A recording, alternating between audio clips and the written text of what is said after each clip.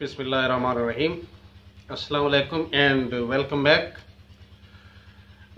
बात शुरू करते हैं रियासत मदीना के अब्दुल्ला इब्न उबई से, फवाद चौधरी से, जिसने बच्चों के रेप की सज़ा जो है सरेआम फांसी जो है उस पर तनकीद करते हुए इसे पुरानी और कबायली रिवायत करार दिया है।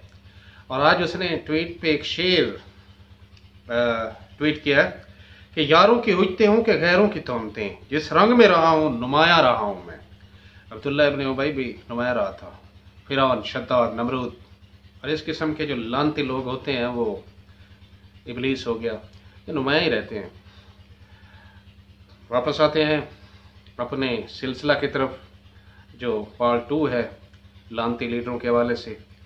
तो हम क़ायद आज़म सानी जो हैं, ठीक समझें आप, ज़िया की नर्सरी और जिलानी, जर्नल जिलानी के गमले में खिलने वाला जो सियासतदान है, उसने एक और मुतालबा किया है कि मरियम को भेजा जाए, सर्जन डॉक्टर मरियम नवाज को भेजा जाए ताकि मौसूफ का ऑपरेशन हो सके। अनोखा लाडला खेलन को मांगे चांद, मरियम। दूसरे नंबर पे इसहाक डार की बात करते हैं। इसहाक डार साहब जो है वो उनकी जो हरम सरा वो जो क्या कहना चाहिए, उनका जो मकान है वो इबरत सराय बन गया है, क्योंकि मुसाफिर सराय बन गया है। और मसूफ जो है चिल्ला रहे हैं, दुआइयाँ दे रहे हैं कि ये तौहीन अदालत है। अदालत ने इसे नीलाम करने से रोका था। नीलाम तो चलो नहीं हुआ, लेकिन इसे पनाहगाह बना दिया गया है। मसूफ तौहीन अदालत के हवाले दे रहे हैं। ये भूल गए हैं, किसी सितम ज़रीफ ने ज़बरदस्त तबसरा किया है उस पर, कि मौसूफ ये भूल गए हैं कि पिछले 2 साल से अदालतों के एहतराम की वजह से अदालतों ने इन्हें इख्तियारी करार दिया हुआ है। थोड़ा सा बिलावल की तरफ लौटते हैं, बल्कि जाते हैं। तो बिलावल ने फरमाया है कि चाइना में जो पाकिस्तानी तालिब इल्म है ना, वायरस की वजह से उनकी जानों को शदीद खतरा है, उन्हें वापस पाकिस्तान फ़ौरन फिल फौर बुलाया जाए। तो इससे कोई कहे कि वो अन्नी दिया, कम अज़ कम तो थोड़ी शर्म कर, और थर में शीर ख्वार बच्चे जो हैं उनकी फौतीदगी की शरह को ही थोड़ा सा नीचे ले आ। तेरे लिए तो ये भी बहुत बड़ा एजाज़ होगा। लेकिन क्या करें नाजरीन, सामीन, कि ऐसे ये भी अब लीडर कहलाते हैं। रियासत पाकिस्तान में जब बेनज़ीर ब्याई थी तो ये हरामज़ादा जहेज़ में आ गया, लेकिन अब तावान बना हुआ है पाकिस्तानी सियासत और रियासत के लिए। इसके अलावा हम थोड़ा सा बात करते हैं कि पाकिस्तानी नेल्सन मंडेला और उसके भाई ने लाहौर में जो 34 किलोमीटर की माल्टा ट्रेन, ऑरेंज ट्रेन बनाई थी, उसके अब थोड़े इंकशाफात हुए हैं। उस वक्त तो ये बगल में दबाए हुए थे मुआहदा जात चाइना के साथ। तो 300 अरब रुपए मालियत की ये 34 किलोमीटर ट्रेन बनी है और पटरी।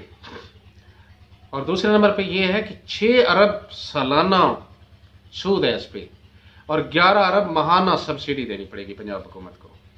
और ये सिलसिला कोई साल 2 साल की ये बात नहीं, ये 2024 से 2034 तक ये सिलसिला चलेगा।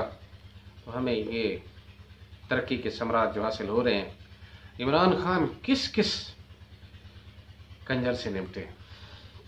अब आ जाते हैं मोहतरम इमरान खान के हवाले से कुछ। पिछले दिनों आटे और चीनी का जो बहरान पैदा हुआ है, तो उसमें इमरान खान को बताया गया कि जहांगीर तरीन जो है इसमें किसी हद तक मुलविस है। तो तकरीबन हफ्ता 10 दिन 15 दिन जो है जहांगीर तरीन से बोलचाल बन रही है इमरान खान की। 2 दिन पहले उनकी मीटिंग हुई है, और वो भी जो बॉडी लैंग्वेज थी दोनों रहनुमाओं की, तो उसमें कुछ मज़ा नहीं आ रहा था। हमें बहरहाल मज़ा आया कि ये ऐसा शख्स है कि जो नाना जी की दुकान पे, हलवाई की दुकान पे नाना जी की फातिहा वाला नहीं है। जहांगीर तरीन को भी इंशाल्लाह ये नथ डालेगा। पिछली वीडियो में हमने ये जो जरदारी और नवाज शरीफ माफिया, इनको लानती, हरामी, पता नहीं क्या क्या अलकाबात दिए थे, तो हमारे एक बहुत ही बुजुर्ग अजीज़ बरादर कबीर ने फेसबुक पे तबसरा किया था कि कुछ अरसे बाद आप इमरान खान के बारे में भी यही कुछ कह रहे होंगे, यानी उस पर भी लानते भेज रहे होंगे। तो बरादर अजीज़, अगर इमरान खान ने मुल्क को, रियासत को, मईशत को जरदारी और नवाज शरीफ की निस्बत 10वां हिस्सा भी नुकसान पहुंचाया तो वल्लाह बिल्लाह इमरान खान पे भी हम लानते ही भेजेंगे। हमने अगर इमरान खान को किसी हद तक लीडर माना है और उसकी सपोर्ट की है, तो इसकी बुनियादी वजह यही है कि हम उससे कुछ अच्छी, कोई बेहतरी की तवक्कुआत कर रहे हैं और उसमें इंशाअल्लाह ये पोटेंशियल है। और अब कल रात उसने महंगाई के हवाले से कुछ बातें की हैं और कुछ इस्लाहात मुतारिफ कराने का इरादा है।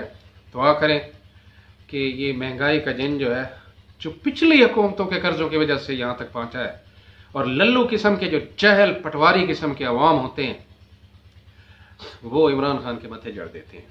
अलबत् असल में मसला ये है कि ये दज्जालियत का दौर है।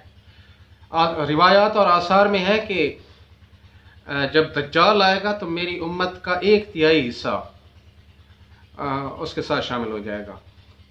तो मुझे बड़ी हैरानी होती थी, ये कैसे होगा।